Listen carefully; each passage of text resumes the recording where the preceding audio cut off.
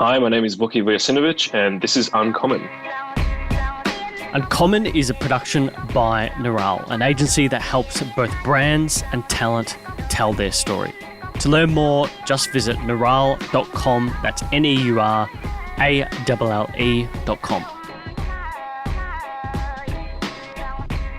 My guest this week, Vuki. What's the most ridiculous pronunciation of your name that you've gotten? Oh, I mean, like probably on a weekly basis, my coffee cup at a takeaway coffee place says Vicky. Vicky. Vicky, yeah. And I often, I get every imaginable concoction of the name, but I've many years ago stopped stressing about it. Yeah, I feel the same. I mean, last names are shocking. Mine is Michaelides. I often get Michaelides. Michaelides is like a common one that I get. Michaelides, yeah. I guess it's always just like people just don't get the syntax sometimes, or the sort of pronunciation of the letters. We were having this chat before about the Y in a lot of Balkan languages being like a Y. Sorry, the J being a Y rather. Yeah. Vujasinovic. Yeah. And it's always interesting to see like the unique spins that people will take on it. Sure, and yeah, you find a lot of people when they migrate, they do change their they just changing the spelling of their surname to make it easier. And I guess my parents never did it, and it's weird. You kind of you get to your 20s, and the thought of bothering to change something like that is like, whatever, I can't be bothered. But you see a lot more in European migrants to America. It seems like there's some famous basketball coaches, for example, in the NBA, like Tony Popovich, and they always change their surname to make it easier to, or not always, but often change their surname to make it easier to read in their new home country, which we never did. So just a constant difficulty, but it's a not a bad one. Well, it's funny you mentioned that because I just had this guy reach out from the Cypriot community of Melbourne. They're doing this thing on my grandpa, and I didn't actually know, but a lot of Greek Cypriots changed their last name to ES instead of IS, and it's this thing apparently of anglicizing it. And I had no idea. I just assumed that that's how it was spelt. Yeah. So, he taught me something that day, I guess. Very cool. So CEO and founder of Sling and Stone, I know we were chatting over email and you're saying rebranded obviously from Click PR, but it was amazing to still see, and shows how long you've been in this space now. There was an old piece on Umbrella from probably your first campaign for Kogan. Yep.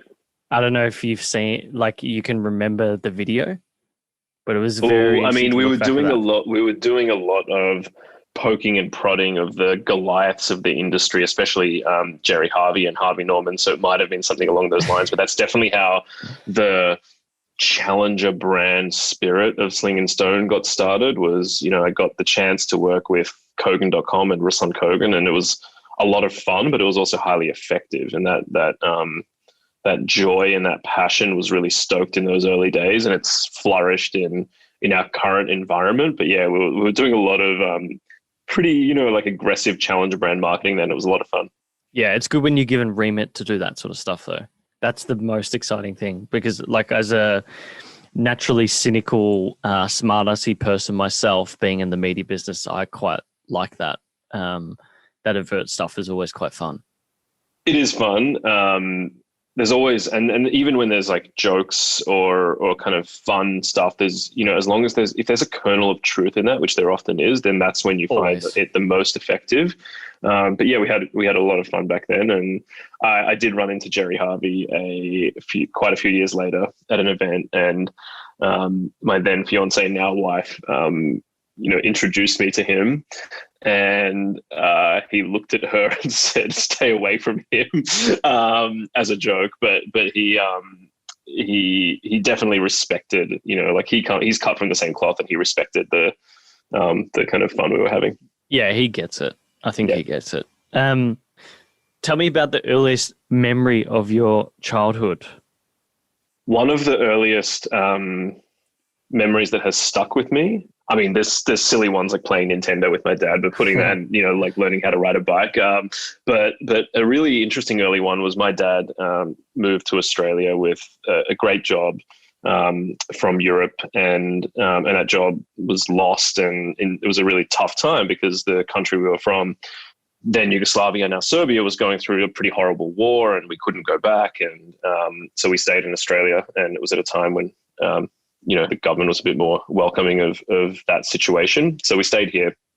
And he ended up driving a taxi to keep our family going through all that. And it was a big change from what he had been doing his whole life, working in the finance community and the kind of caliber of the job he had. So it was a big change for him. Anyway, he was driving a cab and he was, doing great work. He ended up driving a taxi for over 30 years. So Wow. I'm really proud of the sacrifices he made and what he did to give us a chance at a life here.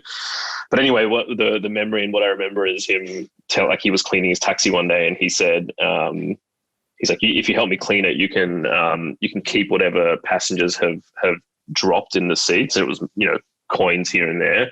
So I helped him clean the cab, and there was, I probably added up to $3 or $4 of like silver and gold coins just beneath that crack in the back seats. It felt like I had won the lottery. Like I was, I've never had a happier, prouder moment, like financially speaking, even than that moment when I had a few bucks from cleaning the cab. And I think I went and bought some NBA cards or something like that. Would have been the early 90s, late 80s. I don't know. It was a while ago. How old were you at the time? I was a kid. I don't remember. I was like five, something like that, 5 or 6. I mean, I have some earlier memories, but that was a really point. I think the reason I bring that up is it's probably not my very earliest memory, but it is an early one that definitely, one that stuck with me for a while in terms of like my attitude to money, and having to earn it. And one that I didn't appreciate until many years later, how much it kind of stuck with me. Yeah. And the fortitude is, I guess it's interesting that you had the fortitude not to go spend that money on sweets, because that's what I would have done at that age. Sure. Yeah, I know. But also like looking at, I think there's a bit of a weird market at the moment in like old NBA cards. It seems to be going a bit nuts. So I probably should have kept them. I definitely didn't keep them. If I'd kept them, I'd probably be sitting on a gold mine, but such is life. Did you ever get into Pokemon cards? No, I was playing Magic the Gathering. So there was a Magic card kind of era, but no other cards. That's so funny because I've been paying attention to this card game that's been going on, and Pokemon's probably the biggest one because I guess in our generation, that sort of XY generation, you've got this crossover in Pokemon, and I remember distinctly having some very good cards, and I probably was like 14 at the time. We'd moved suburbs and I wanted some money. I don't know what I was buying. I couldn't tell you what I bought with the money, but I went to the local card store and sold like secondhand, like a Charizard and all these other crazy cards at the time. And, you could make an argument that, hey, they probably had marks or whatever, and they weren't in the special cases that people get them in now. But to know that I sold that for like $50 and thought I was like rich is quite funny, but a valuable lesson in hindsight. Yeah, hold on to valuable things. So do you think, looking back at your dad and your parents in that time, the fact that your dad stuck with the job as a taxi driver, do you think it really just instilled this hard work element in particular? Yeah. I mean, I haven't thought about it until you asked the question, but he was there for a long time. He did it for more than 30 years. And like not many people would describe a taxi driver as entrepreneurial, but, like he's taking a risk. You often have to buy or rent a license for a big amount of money. These aren't this is pre-Uber, obviously, and there were no, there is an outlay and you are taking some risk and you are having to go out and earn every ride. Like you're having to, this is well before smartphones or even mobile phones. So you're having to figure out somehow where you will wait. Like there's a big difference between going to the airport every day and just sticking with airport rides versus going in certain suburbs and getting to know them better. And like, there's a lot there. And I think, in terms of now I'm running Sling Stone 10 years in and I feel like I'm just getting started. So I think there may be something in terms of longevity of commitment to, a craft or a cause or a purpose that has stuck with me for sure, that I think, is playing out in how I'm running and scaling and growing Sling and Stone. Yeah. Yeah, it's funny how those things in hindsight often impact you and the way they indirectly impact you. I just remember sitting in my dad's factory as a kid, and I still get little things to this day, like the smell of paper is something I get, like freshly printed paper is something I get real nostalgia for. What factory was it? It was a printing, like he was a printer. So, Cool. and he still is in printing to this day. So that business has been around since. Like it's pretty remarkable when I think about it. I think often my siblings and I forget that, he started this business in amongst, what was, I don't know if you'd consider it a depression, but it was definitely a recession here in Victoria, a very severe one. And his business with his brother went broke. He just had me. And so he would work and sell print during the day and then print it at night to like 3, 4 a.m. and then sleep for 5 hours and then do it all over again. And Incredible. he did that for 2 years until he had his own premise, his own machine, etc. And, now you're looking at a business, I think at its peak, it would have had 100 staff or something like that. Incredible. So it's, and you don't really appreciate that as a kid, particularly not as a teenager. No, and I think, we have it pretty good now with the comparative ease with which we can start businesses, and we probably don't realize how good we all have it and how much we, I think, should appreciate the parents and the grandparents and the generations prior that paved the way for us in this regard, because they had to put up with a lot more and a lot more grit. And in those long hours, they couldn't stay in touch with family or friends while they were doing that. They probably had more focus, but they couldn't FaceTime their kids before bedtime. It would have been really bloody hard. I've actually been, funnily enough, you can confirm or deny this, but I've been looking around at like the world around us these past 9 months and thinking whoever is printing stickers and signs right now must be doing extremely well, because there's just a flurry of them everywhere. I don't know if your dad's factory is doing stickers, but he doesn't mind being in that business. He doesn't do stickers, but yeah, I know what you mean. I've seen that sort of stuff everywhere, obviously because of COVID and whatnot. But yeah, I would agree. It's funny you mentioned that connection element. It is really hard. Like I so remember as a kid never seeing Dad. Like he would always come home at like 11 p.m. for the first couple of years of my life, and it wasn't until I was like, maybe it was like 8-ish, that new routine started where he'd be home every night at 7 p.m. and I'd know because he'd always be home before Seinfeld. And we'd watch Seinfeld together. Nice. And like all the jokes would just go over my head, but he'd just be like cackling with laughter, which made it extra special rewatching Seinfeld during the lockdown. Yeah. So you attended Fort Street High School. You did your BA Media Comms at Sydney Uni. Yep. Why media? I went into university wanting to be a journalist. I loved writing and telling stories, and journalism was like, probably the premier way of telling good stories. So I went into university to do that. It turned out to be in the early to mid 2000s, not a great time to get into the journalism game. So there was a bit of hesitancy and pessimism, weirdly, in the degree, even the teachers, but also the students in the degree, in the course I did around getting into journalism. There was a lot of unease around it. So I think everyone was kind of keeping half an eye out on what other tangential areas there were.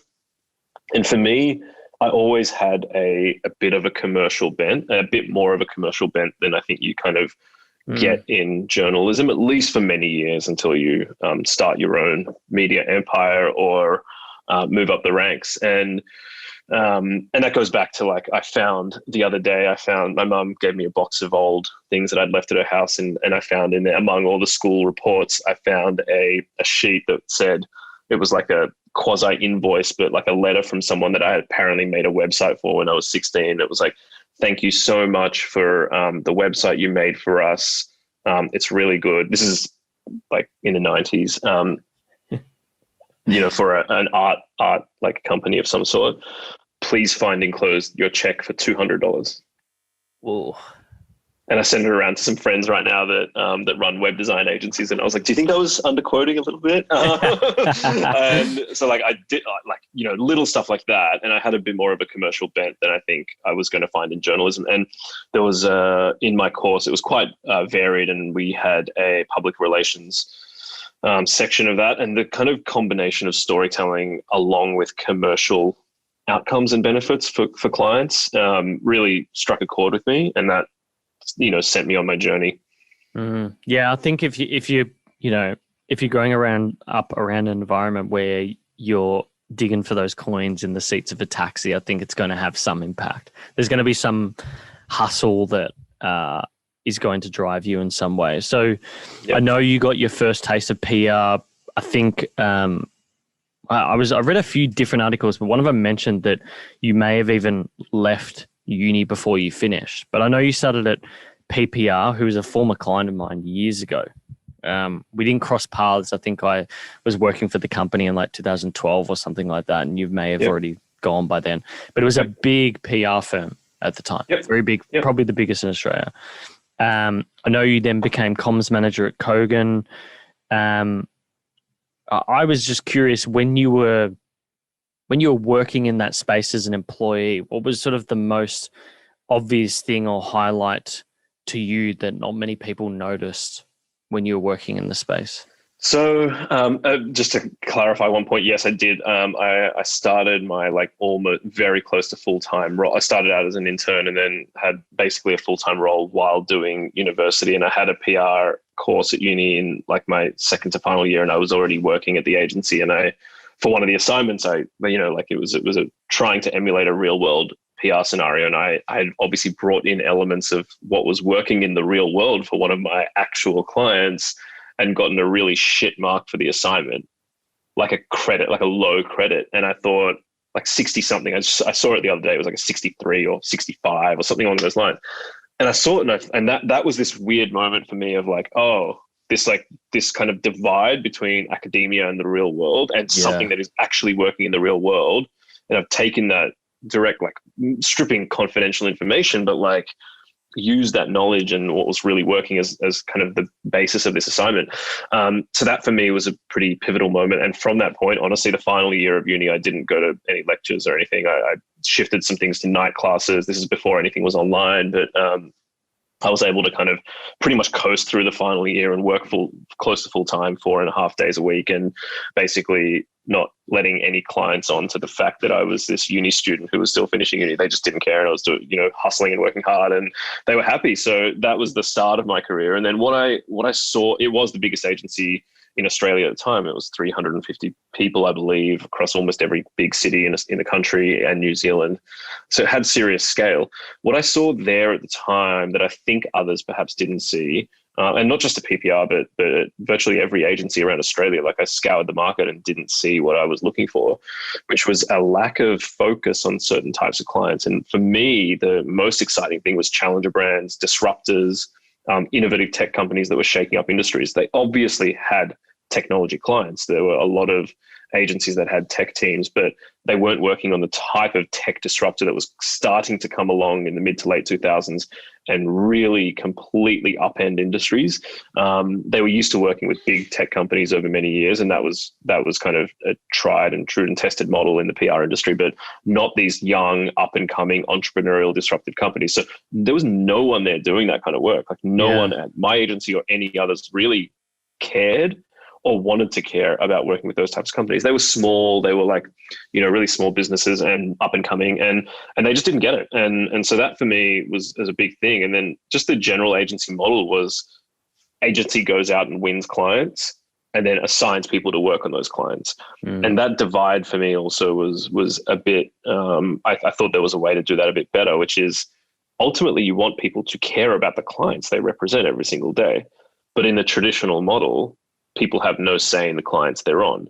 And it leads to apathy and ultimately pretty average work in my opinion. But if you build a team around a certain type of passion, for us, it's challenger brands, disruptors, it's, brands that are shaping the future. If you build a team around that passion and then also have people, give people an option to have a say in the clients they represent day in, day out, that wasn't happening from what I could see. So that they were the kind of some of the key drivers for me striking out on my own. When you mentioned, because I know what you mean. You get a client and then you get assigned to this account. Yep. I'm curious then, how does that work? Is that not even an issue? You still assign people to an account at Sling and Stone, but at the end of the day, most of the clients that you have a similar ethos. So it's not, you're not getting this mishmash of people. Definitely. Like if you think of the funnel or whatever, right? Like we are extremely picky about our clients. Yeah. We said very politely, but we knocked back 172 clients in 2020, right? In just last year alone. And that's in a pandemic year when agencies are hurting. We were still being picky. And the reason is we'd rather be the best agency in the world for a certain type of brand than a jack of all trades for everyone, because I just think it's, and like that's being selfish. Like I think it's easier and more enjoyable, and you can have a better impact if you focus. And that was a big thing that most agencies at the time were just trying to be all things to all people. They were sitting there, and if a client came and knocking, it didn't matter who it was, they pitched for it.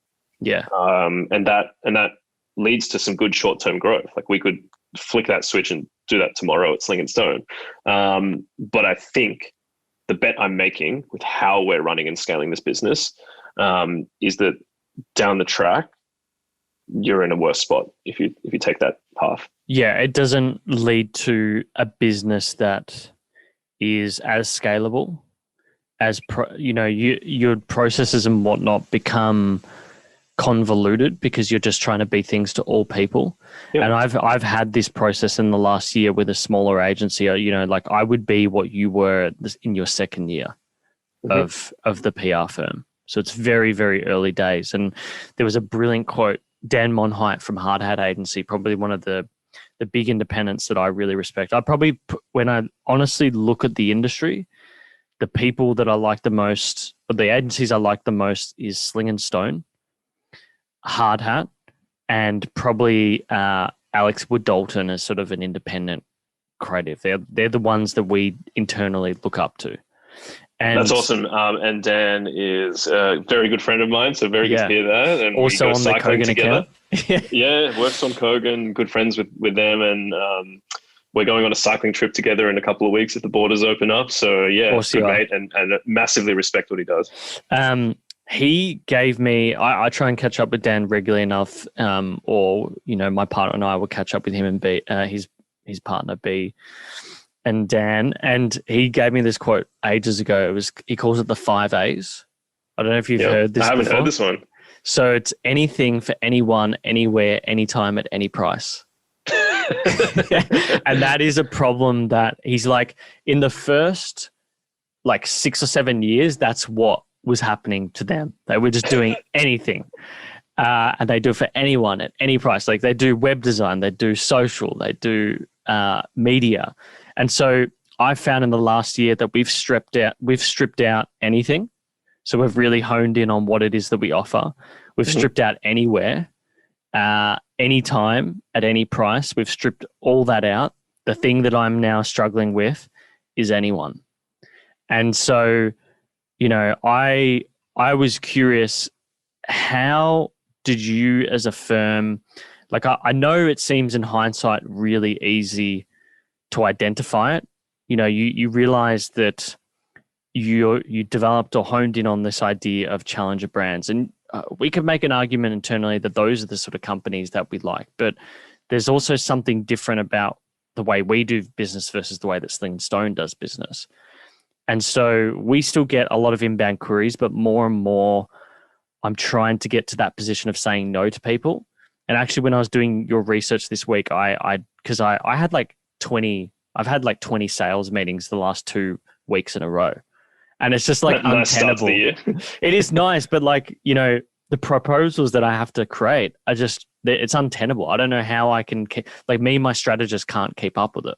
Yeah. And some of them I know won't convert or aren't aligned with what we want. So how does an agency or any young business like ours remove that anyone? What sort of process would you advise them on? Yeah, it sounds like the kind of the opposing force to Dan's 5 A's would be something like the 5 S's and getting a specific type of work for a specific client at a specific time for a specific price, and whatever else I've missed. Honestly, if I don't have a prescription for everyone. What I can share is what worked for us. And to some extent we got lucky, and I'm fully appreciative of that. I think you make your own luck, like you work hard, you put yourself in the right place at the right time, and you can make that luck, but still got lucky to kind of place a pretty big bet on an area that grew really well. Like it wasn't super clear. It wasn't super obvious to me that in 2010, choosing to work with startups and disruptive tech companies was going to 10 years later lead to us being one of the biggest independent PR agencies in Australia. Like that, I didn't expect and didn't know. What I did know was that me and the early team enjoyed that kind of work. So like number one is focus on the craft and the joy around it. And it doesn't have to be a specificity around types of clients. For us, that's what worked. It might be that it's a specificity around the work. Like we only do X, but we do it for anyone. Yeah. Or we only do this really premium or this really low price point. We can do it efficiently. Like, that I'm not I think specificity and focus is key, but I don't think it has to be about the clients. For us, that was what it was. So it was just in the early days, it was a joy and satisfaction and just the fun of working with these clients that were shit stirrers, that were challengers, that were ruffling feathers, and we were helping them do it. Yeah. They were already doing great things, but we were kind of jumping in the ring with them and helping them take on the Goliaths of their industry. And so it was really around fun and joy and satisfaction. And I think ultimately you have to, if you're in client or customer service, you have to take some joy in what you do. Otherwise, it's going to be an untenable grind. And then later on, a few years in, we realized that it wasn't just more fun, but it was more important work. That these brands were starting to really genuinely shape the future. In good and bad ways. So we had to really pick the clients pick the right kind of clients that were creating a better future in our eyes. But that the importance of it started to become apparent to us in terms of changing industries, in terms of creating new industries, in terms of improving the way we all live, work, and play, like making work better, making travel better, making whatever better. And in terms of job creation and value creation, so many things, these types of companies turned out to be some of the most important businesses in the world today. When we made that bet, I can't, there's no sort of prescient ability that I can impart on you or your listeners, but just like try and hone it around joy, and ultimately that passion will lead to good things, whether it becomes massive or just like something you're really proud of. I think it's a good outcome.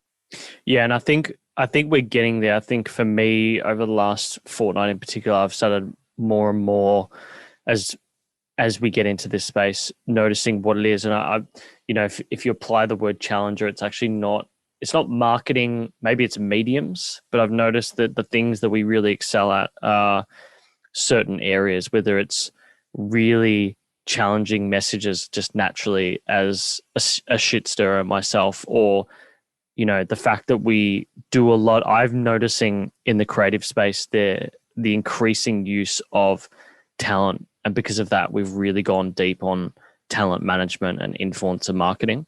Yep. And combining that as well with sort of some of the production we do is different. We do a lot of podcast production for people. Yep. We do a lot of video that's not your standard corporate video. It's sort of quite different, whether it's slow-mo, 100 frames per second type stuff or something like that. Cool. So yeah, this is the fun part of being in business, right? Is working all that out. Figuring that out, placing the right bets. It's kind of, in some ways, it's a very long game of gambling. And yeah, if you make those right bets, I think, and go hard on that. And the trick is, the easy part is figuring that out, actually. I think the hard part is when opportunities come knocking that fit in those 5 A's bucket that you talked about. Yeah. And you say no. That's the hard part, because you're saying no to short-term cash flow in the belief that I share personally, that long-term it'll work out. But having that specificity and focus, the kind of hardest part is walking the walk in those moments. Yeah. And it's interesting because, I didn't think about it till you mentioned it. Like who you've knocked back and I think about who we've started to knock back, there's a problem in there's like scarcity is a brilliant marketing tool. Like Dan will probably talk about scarcity for days. Like he could talk about it all day. Yep. And I wonder whether you've ever considered utilizing that as part of your, whether it's on your website, whatever it may be, talking about that fact that this year we've knocked back 120 people. I've toyed with it in the past. I think it's kind of verging on arrogant. Like we try and be, like humble about it where possible, but also we definitely do not take this situation and this position we are in for granted. Like we're really proud of it. We think we've earned it, but we have to continue to earn it every day. So to put it out there like that feels like, jinxing it a bit. But I think certainly something to be proud of, but we do it with like politeness and, scarcity is real. Like we've grown to 60 people. So there's a lot of us, but it's still a finite amount of time that we have. So we can't take on everything that comes our way. You. Yes, you. Are you intrigued by this episode? If so, go to our footer on the website, neuralle.com, neuralle.com. We're going to give you an insight. Each week it's going to be on business, marketing, or a topic that we covered in the episode. At all, we'd love your support and it would help us in developing the intellect around this series. But without going on too much longer, let's get back into this episode. In the first 2 years of identifying this focus, what were the high and low points, do you think? They're the same. The low and the high points are saying no to a substantial amount of revenue from a client that would help you grow in the short term, that would be the wrong fit for your mission or your purpose and what you've said you care about and stand for. So they're low because it's like you look at it and you're like, oof, I'm a young company. That revenue would help. Well, it would really help. Like I was in the early days, I was skimping on it. Like we started this business with nothing. And so we were being very, very frugal. So, that money would have helped. It's a low point. It's also on reflection, a high point because it sets the culture and the DNA and like what is flowing through the blood of the agency years later. So they're kind of both the low and the high point. Something, low at the time, maybe high points when you reflect on it. When you started to hone in on this focus of challenger brands, people always say the first sale is hardest, but I would actually argue that the repeat sale is the hardest. Getting to that second and third sale is actually harder, I think, than the first, because oftentimes the first is someone quite well. Yeah. In this case, you were quite lucky. You had Kogan as one of your foundational clients in the early days, someone who bet on you as a business and saw that you were quite hungry. How did you scale the brand of Sling and Stone? Was it as simple as running basic marketing ads, or was it a word of mouth thing that gradually developed into this blazing fire over time that people started talking to you about rather than you talking to them about? Yeah, the latter. Super grateful and proud and thankful for the fact that it's all been word of mouth. So almost entirely, we have 60 clients today. I think maybe 3 of them we've proactively chased. So they're all inbound, and that is a great position to be in. It means we need to get better at proactively chasing clients, the ones that we really want to work with. But it's a good situation to be in. And it was slow going at the start. Like the first year was glorified freelancing. It was me in my bedroom in a share house on King Street in Newtown. Like it was very, very humble. And I have huge respect, like much more respect for people who are able to take this entrepreneurial jump when they are older and have more commitments and have more responsibilities and a family or a mortgage or things like that. I started this business when I was 23. Like I blissfully naive, didn't know how to write an invoice. Like I knew PR, but I didn't know what I was doing in terms of running a business. The benefits are that I had 0 responsibilities. I had like $200 a week in rent I had to meet. But honestly, beyond that, there was nothing else. So I have huge respect for people that take much more of a risk and a gamble. And I'm lucky that I guess I did it at the time. Like it's kind of crazy to start an agency at 23, but that that's worked out pretty well.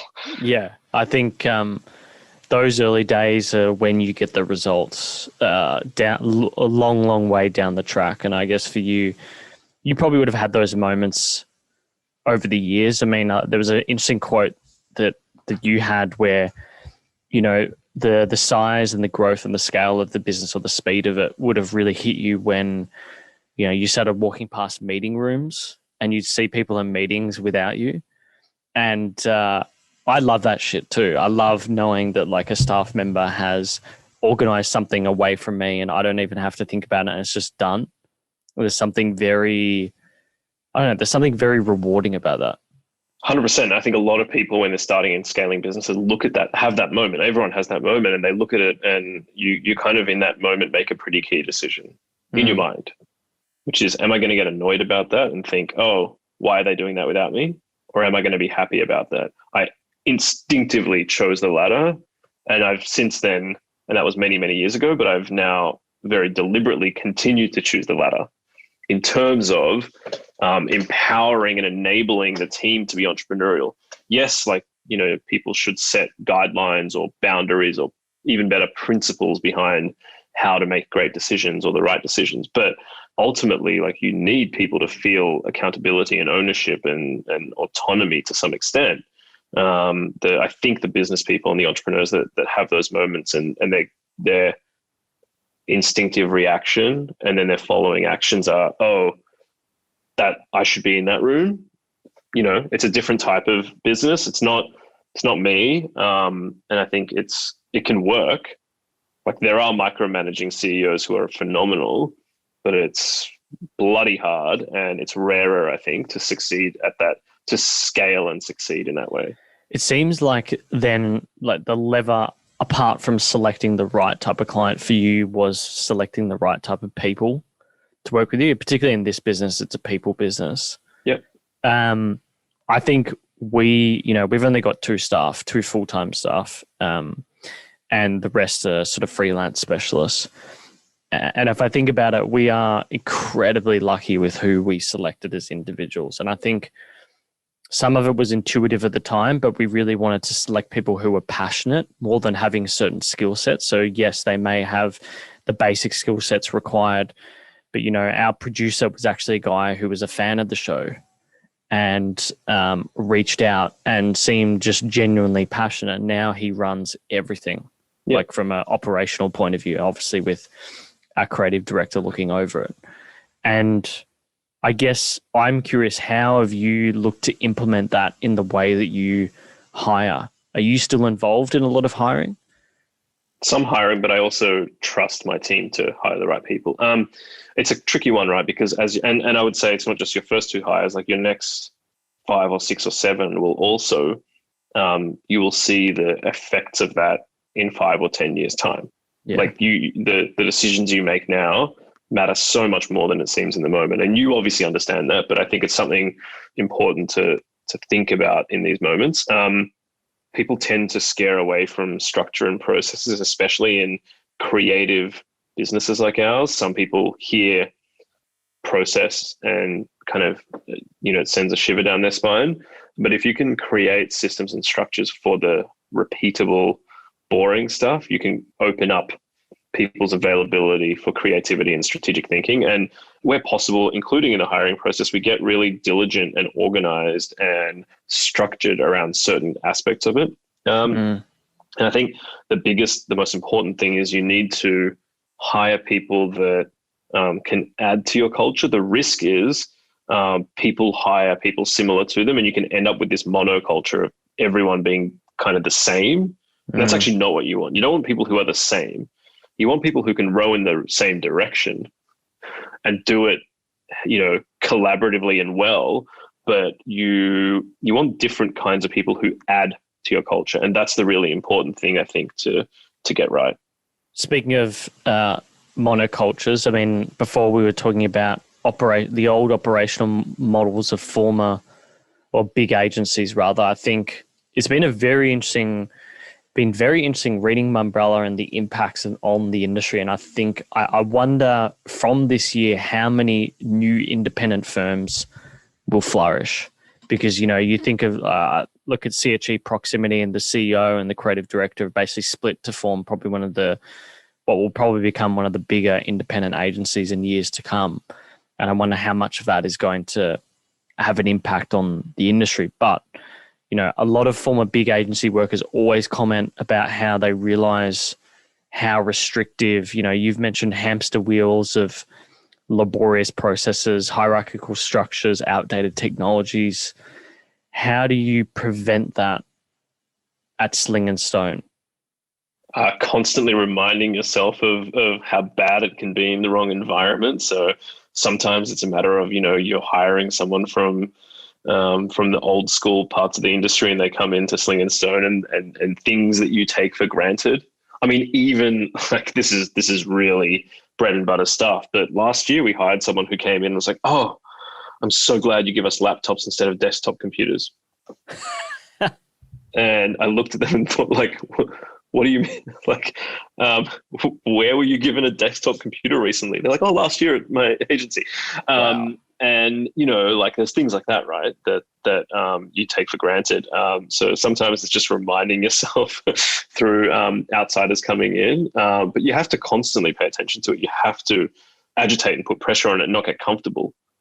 We've been at the forefront of innovation and excellence for our industry for many, many years. But if we take our foot off the gas pedal or stop paying attention to that, we'll wake up and be like the agencies we despised when we were starting out. Yeah, and I think when you're already in an ecosystem where you're working with those type of companies anyway, that's going to permeate in some way into your business.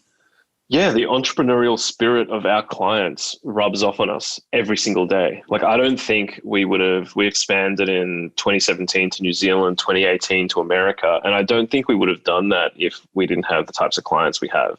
Like, these are globally minded, entrepreneurial, fast moving, agile businesses that it's hard not to be inspired by that and motivated by that. And being around that type of client all day, like you kind of get that positive agitation and that desire to do something bigger. You, in the past, you've spoken in interviews about, there's a particular interview you spoke about how, I think you were just generally commenting on the state of media and marketing. And in this case, you highlighted Nintendo and how they were blending nostalgia, innovation, and fun. And I thought that was quite interesting, and I would agree. I would have thought that would be a couple of years ago when Pokemon had been released, Pokemon Go rather, and a few other things from Nintendo were happening, which has made it, for a lot more people, particularly in our generation, a bit more common in the home. And I was curious, what, since that interview, let's say your thesis on great marketing or good marketing, what has changed since then? Who now is doing it well? Ooh, who's doing it well? I think probably, or what is doing well? Yeah. Like, I think in general, speed is really critical. And you're seeing an environment where speed in marketing is more important than ever, speed and agility. So even if you take the US last week, for example, with a lot of unrest, if you had big marketing campaigns scheduled to drop, then not realizing, obviously in the weeks and months prior when you were planning, not realizing what would happen. If you didn't have the agility, the speed and the agility to like tweak or change or delay those plans, it hurt you. Like, there were a lot of brands that did things around that time that either were met with indifference because the country and the world was focused on other bigger things, or derision for, how dare you do this at this time? This is so inappropriate. And on the flip side, on the positive side, I think brands that are like tapping into culture at a really, speed and agility that they weren't able to before due to lack of technology, they're doing really, really well. One of my favorites, probably possibly my all-time favorite, is Nike in recent years. I'm a runner myself, and the way that they have done like their product launches that have been so beautifully integrated to like real product innovation, to documentaries around Eliud Kipchoge trying to and then successfully breaking the 2-hour marathon and 2-hour barrier in the marathon with these special Nike shoes that I of course now run in and get nowhere near, but makes me feel faster. I think they've done a phenomenal, beautiful job of that in various ways all around the world, and I've loved seeing it. Yeah, I would agree with that. It's funny you mentioned that because I will always distinctly remember when I was in my younger years getting into marketing, I'd always been more on the sales side. I actually studied commerce. So I was always in the finance industry on sales and marketing sort of roles. And I remember when I first found Gary Vee, and he spoke about how he finds it unusual how these personal brands, or sometimes actual brands, but mainly individuals, will schedule these posts, and how sometimes the scheduling will clash with, I don't know, some major political / world event. And I think it was like the first time that I saw that in live action was on Twitter. And it was during sort of the terrorist attacks in Paris. And I just remember thinking like, holy shit, like these people look like just fools. Like they look very naive in hindsight. And so that to me really illuminated that point, that speed and agility, the ability to move quick in those moments. 100%. I don't know how long you guys have been married now, but Jodie Fox of Shoes and Prey is your partner. My co-founder and I also, we run our business together. I think I mentioned earlier in the interview. I'm curious what she taught you about business. She taught me about the power of honing in on your craft. The way she applied herself to the product and the customer and the care and the attention to detail was something out of this world. From the initial experience where you design your own shoe, to the email communications you receive while it's being made, to the box and the way it comes, and the packaging and the design and the follow-up and everything, the craft and that attention to detail was something I've never seen before. And it's very hard to apply that in a service business in the same way. But she did it in a product business in such an inspiring, beautiful way that I think both myself and a lot of other people can learn from. That's good. I like that. How have you? I'm always intrigued as to how agency owners look at their product and craft. Because like one of the things I regularly Google is craftsmanship in media or services, and nothing ever appears for it. Nothing ever comes up. I can't find anything unless it's some niche talk on Google. Yeah, I don't know if I'll be the creator of that talk or like if I'll do a TED talk on this topic. So I'm really spitballing here, but I think that the craft ultimately has to come back to your motivation. And for us, if you have your work sit as closely to commercial benefits for your clients as possible, like tangible business outcomes, whether it's a company or a cause or an individual you're helping, if you tie your self-worth or your value to helping them grow, like helping their business or their cause actually grow and achieve its objectives, I think you will find a lot more pride in your work, and ultimately that like craftsmanship will come out. So it's kind of looking at it the other way, but that's how I've approached it certainly over the years, is not being the kind of agency where we have this like tangential weird metric for success where we're like, oh, this coverage is worth $20 million and we pat ourselves on the back and move on. But actually tying it to like helping our clients grow and helping them have an impact on the future, then we're going to be better at what we do. And it's a bit of a flywheel effect.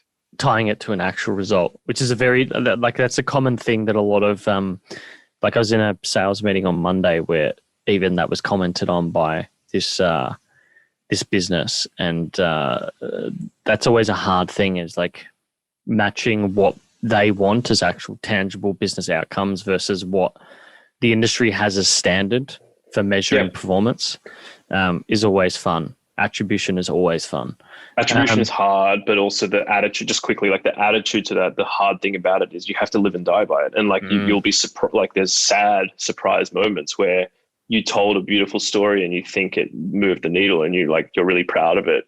And you ask the client like, hey, what effect did this have on sales or traffic or awareness or whatever it is, right? And it's like, oh, not much. And that's hard.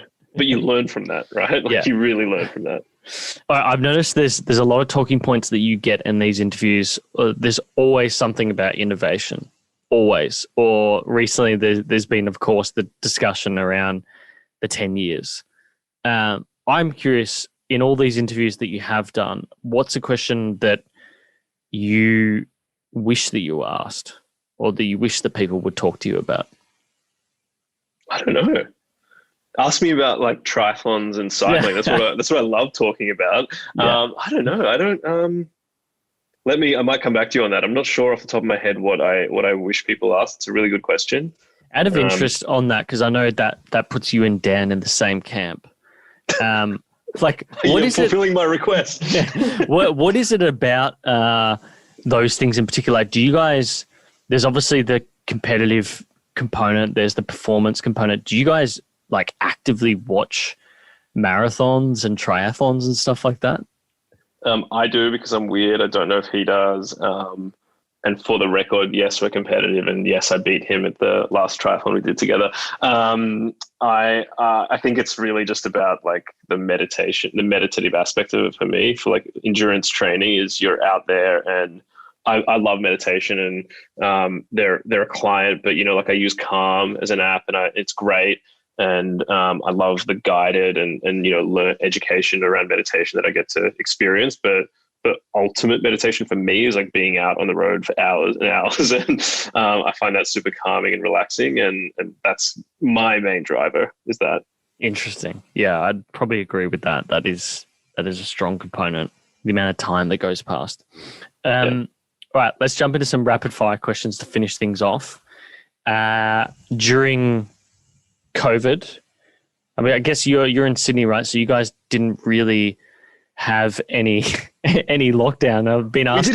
We had a lockdown, but probably we've had the most normality of life than anyone. Yeah. Well, the thing I've been asking people is what's sort of been your item of choice during the lockdown, but does it really hit the same for someone who's been in Sydney? So what's sort of your go-to food and drink of choice at the moment? Well, I did actually have an item of choice, which was like I set up. There was a period of like some restrictions, and I had an indoor bike, so I loaded up Zwift. Again, flagging it's a client, but Zwift is this incredible app where you sync your indoor trainer and your bike to it, and it recreates yourself on the screen in a virtual world, cycling with other people, some who you know, some who are strangers, and there's races and training, and it's awesome. Like it makes indoor training so fun. So that was my, March, April, May-ish item of choice. In terms of food and drink, probably like a lot of people this time of year, I'm trying to be a bit healthier. I'm training for an Ironman later this year. So my wife is helping me eat a bit healthier, which has been, like I'm not the healthiest eater in the world. So trying to do Whole30 and eat a bit better. I'm also drinking non-alcoholic beer for the first time in my life, which is much, much better than it used to be. Which one? Which beer of choice? Well, a good mate of mine, Andy Miller, has created this craft no-alcohol beer called Heaps Normal. Okay. Check it out. Blind taste test you or anyone with another like cool craft beer. Promise you won't realize it's non-alcoholic. It tastes great. And it is awesome. So I'm loving it this summer. It's funny you mention that, because I was on a pitch in the middle of the year just before the lockdown came through again. It was so fucking funny, because the first meeting I had with the client, again, it's sort of a craft beer, non-alcoholic version. It was in partnership at the time with a local brewer in Melbourne, but this was a company that actually owned the beer. So they were obviously contracting out the production to this brewery. And I remember I had a shoot in Armidale in Melbourne, and I walked around the corner to a cafe to meet this prospective client, and he just cracks out these beers, and like the staff were just like, "What are you doing?" Like, it's 10 a.m. Yeah, it's 10 a.m. And like, not only can you not be drinking this here, like, what is this? And we tried to explain to them, like, this is non-alcoholic beer. So like, it's fine. Do you want to try some? Here's the glass. And then I just remember walking around Armidale with a few like tasters for staff, like for our strategists and whatnot, who were going to taste it. And just the dirty looks that I got. It was hilarious. But I would agree with that. Normalize in recent years, in upcoming years, but it's fantastic. Much better than it used to be when we were younger. Yeah, I'd agree with that. Books. books of choice. What would you recommend to the audience of late? I have spent too many years reading too many business books, and we probably all love them, and it feels good reading them. But I think to some extent they often end up saying the same thing. And so I've tried to venture outside that and read a lot more fiction. I mean, I did really love reading about a year or so ago the Walter Isaacson biography on Leonardo da Vinci, which just like brilliant. He wrote the book on Steve Jobs and many others, but his book on Da Vinci is awesome. Just really, really fun. And I think 2 years ago, 2019, I believe, was the 500th anniversary of Da Vinci's birth or death. So it was like quite timely and a really good read. But through lockdown in 2020 and now venturing, kind of crossing over into 2021, I've been reading a lot more science fiction and just kind of loving the Foundation and the Dune series. So the Foundation series has a TV show coming out. I saw being that. Produced by Apple, coming out this year. And Dune has a brilliant new movie coming out. It was meant to come out late last year, but it's delayed to this year. And that series is phenomenal. They're both like, big, heavy series of, 6-7+ books. Foundation's 9 books, I think. But we're loving that. And it's a really good way to read fun, enjoyable stories, but that have deep philosophy behind them. It's funny you mention the Da Vinci book. I'm a big fan of it. I got a funny story with Dan on that. I've read Steve Jobs, I've read Da Vinci, I've read Benjamin Franklin and the Einstein book. I love Walter Isaacson's writing. And Dan had an episode on the Benjamin Franklin effect. And I was like, you know what? He's helped me out with something recently. I'm going to send him that book via Amazon. And as it turns out, even though it says on my purchase receipt that it was Benjamin Franklin, they sent him the Da Vinci book. I don't know how the fuck that's possible. It was a third-party seller, but wow, I remember he told it. He did, yeah, I'm sure he enjoyed it. I'm sure he put it down after the first 100 pages. I found the Da Vinci book was a bit harder to read, but it was still an exceptional book, and all of Isaacson's books are amazing. So they're fantastic. I haven't read them all, but I will dig into them. Is the Einstein one good? Very, very good. Just fascinating to learn. Like I truly unpacked what it is about. Like I didn't really understand relativity at all, and that book really explains it quite well. And also that you can do special things while you're working a full-time job and doing things on the side as well. The guy worked at a post office for like 10 years before he became a lecturer. He was snubbed because he was basically Jewish, and he came up with the theory of relativity while working at the post office. Wow, I did not know that. I will read it next. So it's an exceptional read. Last one for you. What seems obvious to you but not to others? I think the value of skepticism. So like you mentioned before that you're pretty cynical. I remember at work we did years ago, did one of those like profiling psychographic sort of things. At the top, the very, very top of this pyramid of overstrengths, which is weaknesses, but it's, like they call them you're overly strong in this, was skepticism. And I can appreciate that there are situations where being skeptical is like not super endearing in social situations. Yeah. Where like someone says something to you and you just want to challenge you distrust it, and you're like, you've got a furrowed brow and you just look like an asshole. But I think that skepticism has served me well and has been a good foundational trait in our business, where we are as an agency, we're not we're not a venture capital fund. We're not investing money in the clients we work with, but we are investing the only resource we have, which is our time. So just like a VC investing in tech startups, we have to be really picky and choose the right ones. If we put all our time and energy into the wrong businesses, one, it won't create a better future, but two, we won't survive or do well as a business. So I think that skepticism is healthy if you can like hone it in the right way. And to me, that seems really obvious, but a lot of people just think being that skeptical is bad, and it can come out in bad ways, but I think it can be super helpful. Yeah, there's pros and cons to everything. I'd be intrigued to see what your big 5 personality tests results were like. I've got a very, like when it comes to agreeableness, I've got very low agreeableness, but very high compassion. So I'm very skeptical. I can be very disagreeable, but I still have like a high level of compassion, which is unusual. It's very conflicting. So particularly in social settings, like I'm like you, I have that sort of, classic wog forehead brow. Like I'm ready to fire up about anything. I'll just argue. Me and my brother's worse than me. He'll pick us something like, is this glass that I'm looking at half full or half empty? And he'll argue with you about it for the next hour. Like that's the type of family I grew up in. So you got to pick your battles though. Yeah, exactly. And he hasn't learnt that still to this day, at 26 years of age. But look, Vuki, thanks for doing this so much. Where can people find you on the interwebs? They can find our website at slingstone, slingstone.com for Sling and Stone. They can find me on Twitter at Vuki, Vuki, or they can email me, vuki@slingstone.com. Where are you most prominent in terms of social media? Twitter? Probably LinkedIn, actually. Right. And so, yeah, I mean, there aren't too many Vukis out there. So just punch in those 4 letters and you'll find me. But LinkedIn's probably where I'm most active. Awesome. We'll link all of that. Thanks once again for coming on the show. Thank you for having me, Jordan. Thank you so much for checking out this episode. If you do like it, please subscribe. And of course, like if you're watching the YouTube video as well. We'd really appreciate that. You can also find our Clips channel in the description.